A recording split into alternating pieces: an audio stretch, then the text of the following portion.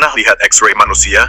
Cuma tulang, tengkorak, rusuk, tulang belakang, rapi, simetris, efisien. Sama kayak kera, kucing, tikus, burung. 2 mata depan, 4 anggota badan, organ vital dilindungin rangka. Desain dasarnya copy-paste. Yang beda cuma proporsi sama ukuran otak. Pertanyaannya bukan kita mirip hewan, itu udah jelas. Pertanyaannya, kalau fondasinya sama, kenapa cuma manusia yang ngotot merasa paling mulia? Kemuliaan itu bukan fakta biologis. Itu cuma cerita yang kita ulang-ulang sampai otak kita percaya itu kebenaran. Di bawah kulit, di bawah jabatan, di bawah doa malam, lo tetap organisme. Lahir bukan dengan gelar suci, tapi dengan naluri bertahan hidup. Itu aja bedanya. Cerita. Dan seberapa dalam kita rela mati demi cerita itu. Secara biologis, manusia bukan kategori terpisah.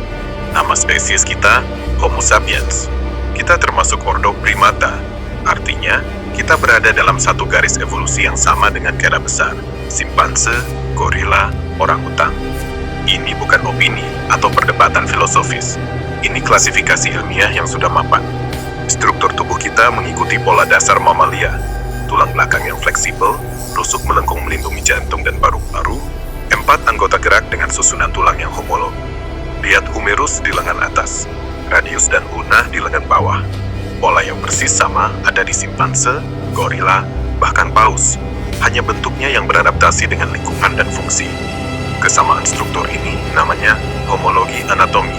Sejak Charles Darwin mempublikasikan On the Origin of Species, kesamaan-kesamaan itu dipahami sebagai bukti kuat bahwa semua spesies bercabang dari nenek moyang yang sama jutaan tahun lalu. Secara genetik pun kita berbagi sekitar 98-99% DNA dengan simpanse. Jantung kita berdetak dengan mekanisme listrik yang mirip. Hormon stres seperti kortisol melonjak dengan pola yang sama saat kita terancam. Sistem reproduksi, pencernaan, respons imun, semuanya bekerja dengan prinsip biologis yang identik. Makan, bertahan hidup, berkembang biak, itu siklus dasar setiap organisme. Itu bukan penghinaan terhadap manusia. Itu hanya deskripsi akurat dari apa yang kita lihat di laboratorium, di fosil, di genom. Jadi, pertanyaan, apakah manusia itu hewan? Secara sains, jawabannya sangat jelas. Ya, kita adalah hewan. Mamalia, primata, Homo sapiens. Yang menarik bukan fakta itu sendiri. Yang menarik adalah reaksi kita. Kenapa fakta sederhana ini masih bikin banyak orang merasa terganggu, merasa tersinggung, atau langsung mencari alasan untuk menolaknya? Itu pertanyaan yang lebih dalam dari sekadar biologi. Itu tentang ego, tentang cerita yang kita ceritakan pada diri sendiri, tentang keinginan untuk merasa spesial di alam semesta yang sangat besar dan sangat acuh. Fakta tetap fakta. Reaksi kita terhadap fakta itulah yang mengungkap sesuatu tentang kita.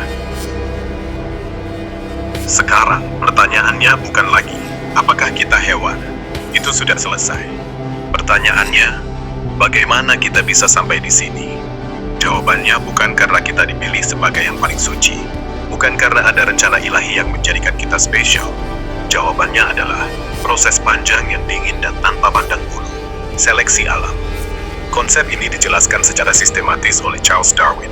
Intinya sederhana sekali. Dalam setiap generasi, selalu muncul variasi. Beberapa variasi membuat individu lebih mudah bertahan hidup dan bereproduksi. Beberapa lagi membuatnya lebih rentan. Yang gagal beradaptasi, yang terlalu lambat, terlalu lemah, yang tidak bisa membaca ancaman di lingkungan, perlahan-lahan tidak meneruskan gennya. Mereka hilang dari catatan. Seleksi alam tidak punya emosi, tidak punya belas kasihan, tidak punya tujuan moral atau agenda. Ia hanya menyaring. Seperti filter yang bekerja tanpa henti selama jutaan tahun. Organisme yang efisien energi bertahan, yang mampu bekerja sama dalam kelompok bertahan, yang bisa mendeteksi bahaya lebih cepat bertahan, bukan yang paling baik hati, bukan yang paling merasa istimewa, tapi yang paling adaptif. Tubuh manusia yang kita pakai hari ini adalah hasil akumulasi keputusan biologis yang kejam selama ratusan ribu generasi. Setiap refleks yang membuat kita langsung lari saat mendengar suara keras. Setiap rasa takut yang membuat jantung berdegup kencang di kegelapan. Setiap dorongan lapar, haus, dan birahi yang mendorong kita bertahan hidup. Itu bukan tanda kemuliaan. Itu tanda bahwa nenek moyang kita berulang kali berhasil lolos dari penyaringan paling keras di planet ini Dan penyaringan itu tidak peduli siapa yang merasa paling pintar, paling suci, atau paling berhak. Ia hanya mempertahankan yang efektif. Kita ada di sini bukan karena kita layak. Kita ada di sini karena kita berhasil. Dan itu sudah lebih dari cukup. Kalau tubuh kita mengikuti pola mamalia dasar, lalu dari mana rasa istimewa itu muncul?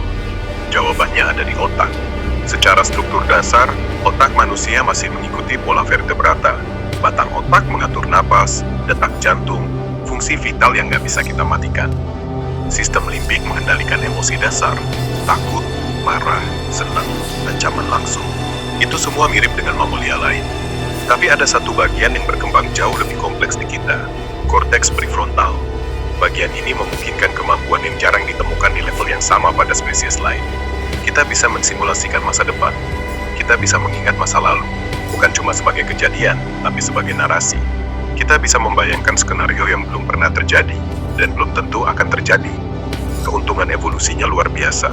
Kita bisa merencanakan berbulan-bulan ke depan, bekerja sama dalam kelompok besar yang terorganisir, menyimpan pengetahuan lintas generasi lewat bahasa dan simbol. Tapi ada efek samping yang tak terhindarkan. Otak yang bisa mensimulasikan masa depan juga bisa mensimulasikan kegagalan, penolakan, kehancuran.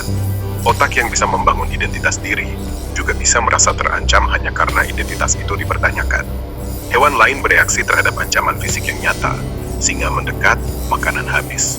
Manusia bisa merasa terancam hanya karena sebuah opini, sebuah kritik, sebuah pandangan yang berbeda. Karena bagi otak sosial kita, dulu status dan penerimaan kelompok benar-benar berarti hidup atau mati. Disinilah rasa kemuliaan mulai terbentuk. Kita tidak hanya ingin bertahan hidup secara fisik, kita ingin merasa penting, diakui, punya tempat di hierarki. Dan ketika otak mampu menciptakan simbol, agama, bangsa, jabatan, moral, ia juga mampu menciptakan cerita tentang siapa yang lebih tinggi, lebih suci, lebih berhak. Bukan karena kita makhluk terpisah dari alam, bukan karena ada desain khusus yang membuat kita lebih dari hewan, tapi karena sistem saraf kita cukup kompleks untuk menciptakan narasi tentang diri sendiri. Dan narasi itu terasa sangat nyata. Begitu nyata, sampai kita rela mempertahankannya dengan segala cara. Bahkan ketika fakta biologis mengingatkan kita, di bawah semua cerita itu, kita tetap organisme yang lahir, bertahan, dan mati seperti yang lain. Rasa istimewa itu bukan fakta alam, itu produk sampingan dari otak yang terlalu pintar untuk kebaikan kita sendiri. Ada satu hal yang membuat manusia berbeda secara operasional. Kita tidak hanya hidup di realitas fisik, kita hidup di realitas simbolik.